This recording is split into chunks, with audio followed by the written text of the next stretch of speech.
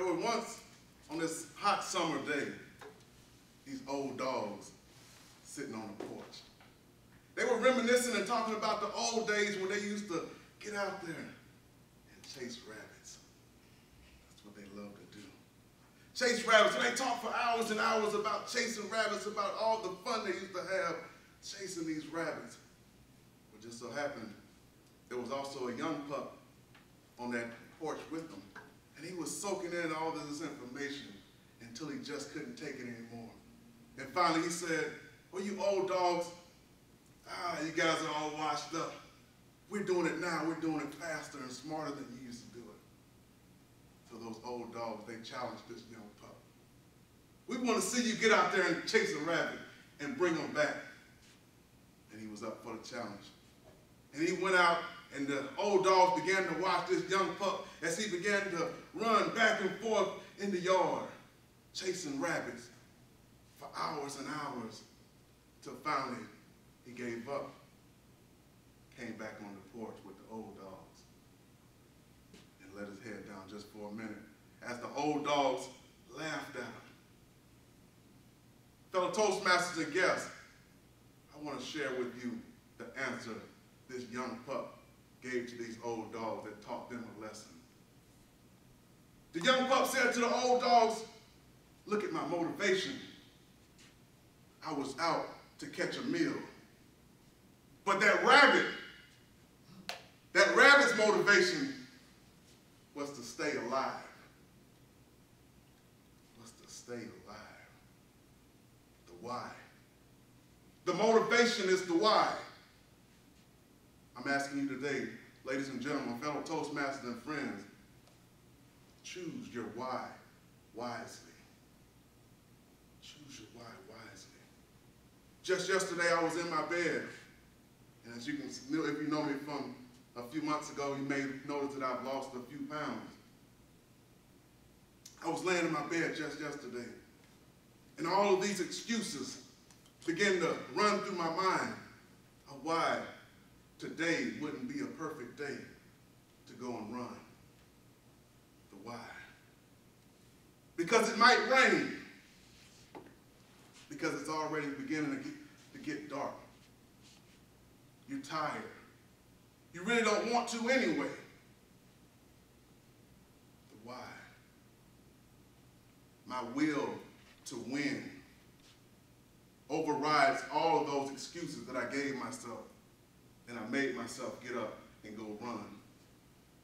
Because see, successful people do today what others won't do in order to have tomorrow what others won't have. You have to choose your why. The why is all on you. It's up to you. The will to win overrides everything for me. You may ask, why? Why do you want to win so bad, George? Why? Because I've lost and lost and lost and lost. Time and time again in my life, I've lost. But the drive inside me tells me that I can still win, even though the odds may be against me. I can still win. I remember one day years ago, I went out for this freshman football team. And we were doing what's called up downs. And if you're not familiar about football, up downs is when you run in place until the coach blows the whistle. And when the coach blows the whistle, you hit the ground and jump back up and begin to run in place again until he blows the whistle. This particular day, we have done so many up downs that I couldn't feel my arms. My legs were mushy. And if you don't understand what mushy means, they just were like boiled noodles. Sweat was pouring down my face from the sun because it was about 80-something degrees. I had put a number in my mind. I convinced myself that I can only do 5 more of these up downs before I quit. 5 more. I began to count down in my head. 5, 4, 3, 2, got to that one, I barely lifted myself off the ground. And as I finally stood erect, it was just that moment. I couldn't find the why. I couldn't find the why. And I walked off that field that day, and I quit on myself. I quit on my teammates. I quit on the people that were counting on me. I couldn't find the why. I couldn't find the why. Years later, same scenario, joined the United States Marine Corps.